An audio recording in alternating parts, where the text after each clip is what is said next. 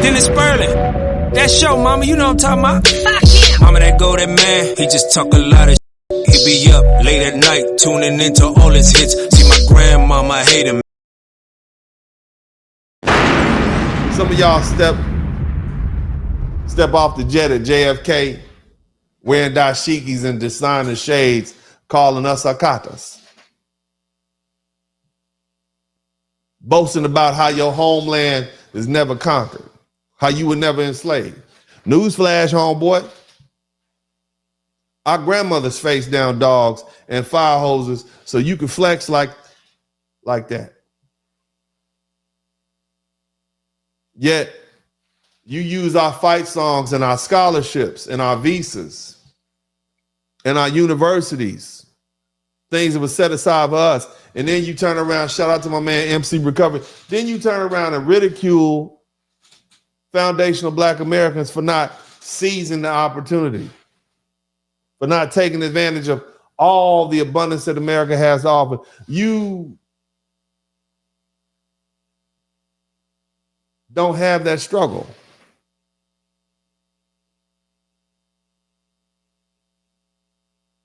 You haven't paid that debt.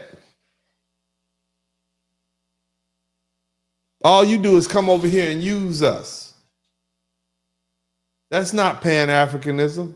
That's parasitism. You are a parasite.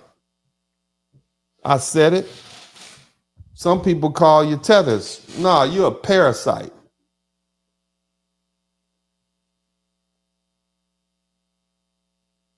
You want to wear our struggle like it's designer clothing when it's convenient. But you don't want the pain that comes with it. You didn't come here to fight. You came here to benefit. You came here to blend in, to hide amongst us and hope nobody noticed that you lack the scars that we have. You spent decades looking down your noses as foundational Black Americans, calling us akatas, saying we're lazy, calling us uneducated, telling us we have no culture, telling us we're ungrateful, telling us all we do is beg. But see, now ICE is knocking at your door and they know your name. And suddenly you want to join hands, but your skills aren't sharp. Your roots aren't deep. And your will to fight is weak. Because see, when the rubber meet the road in your country, you fled. And you wonder why Black Americans aren't clogging the highways with protest signs to stop the deportations and your detentions and these surveillance dragnets. The answer is simple. Reciprocity never arrived. You enjoyed the banquet, but never washed a single dish. See, anti-Black racism is your default setting. Whether it's a Korean beauty supply owner choking a Black girl or a Salvadorian gang writing NK, no Blacks, on apartment doors, your contempt has been loud and clear. Shout out to Donna Means. We learn the cost of misplaced mercy. Every time a Black person, a Black American invests political capital in another group, we get redlined, we get underfunded and blamed for the fallout while the beneficiaries sprint past us on an economic track that we paid. So we got a new policy.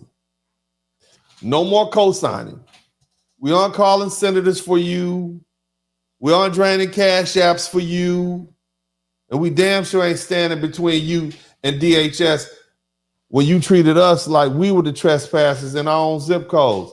Deportation, detention, that's between you and Donald Trump and Uncle Sam and ICE and DHS.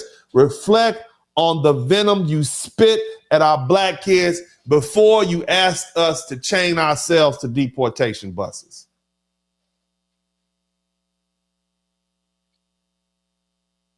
See, respect is the entry fee and you didn't pay it.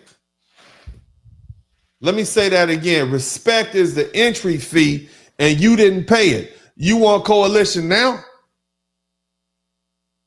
I ain't heard no public apology.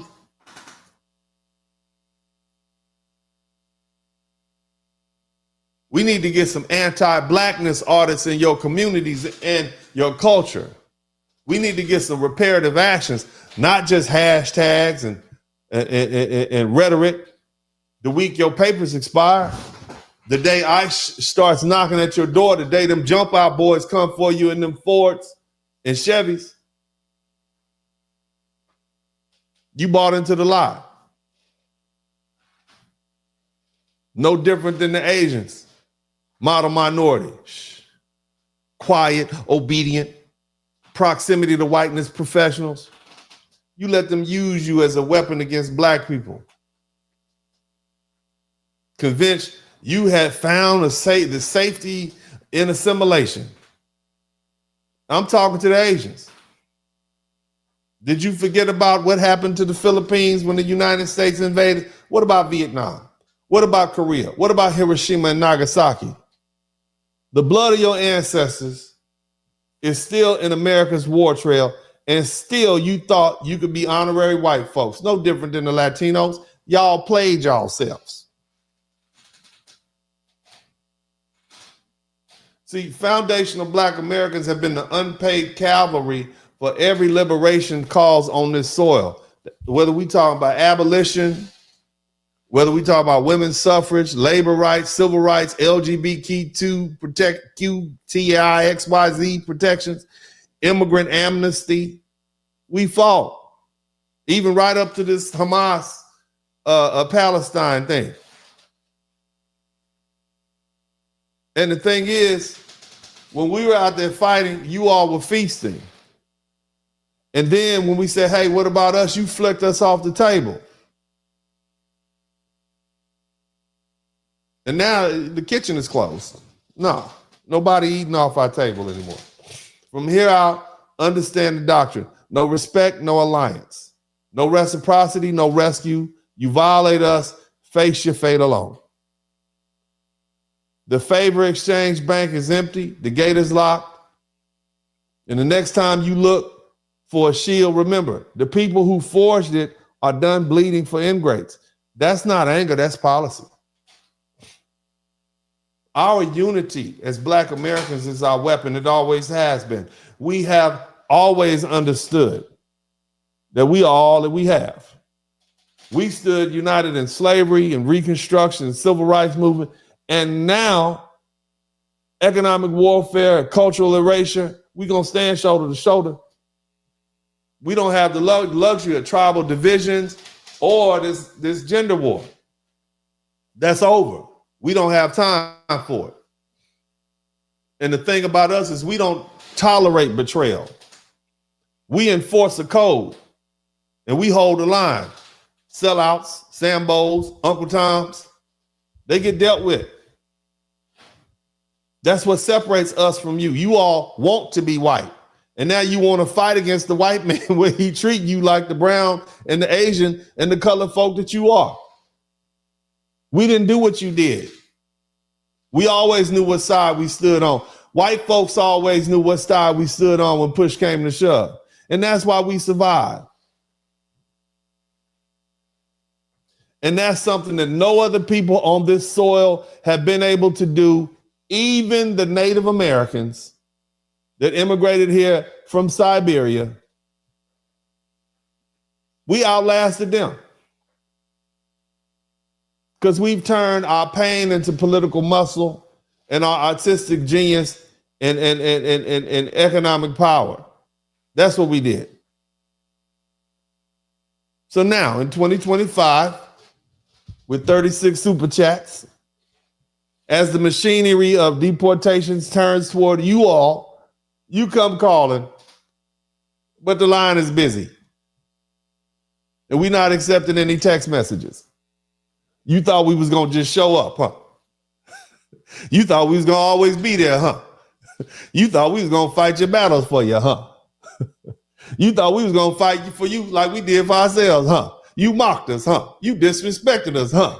You aligned yourselves with the oppressors, huh? You thought you were separate from our suffering, huh? But now you want to cash in, huh? You want us to sacrifice, huh? Well, you received no quarter from us. No protests, no marches, no cover, no defense. you're on your own.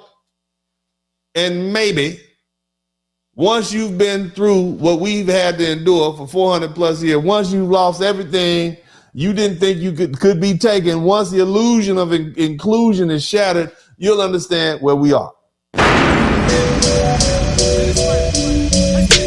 Mama, that go that man. Mama, that go that man.